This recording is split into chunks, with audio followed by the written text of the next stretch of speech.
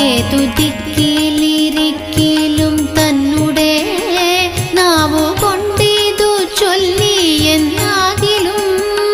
അതുമല്ലൊരു നേരമൊരു ദിനം ചെവി കൊണ്ടിതു കേട്ടുവെന്നാകിലും ജന്മസാഫല്യം അപ്പോഴേ വന്നുപോയി ബ്രഹ്മസായുജ്യം കിട്ടിയിടുമെന്നല്ലോ ശ്രീധരാചാര്യൻ താനും പറഞ്ഞിതു ബാദരായ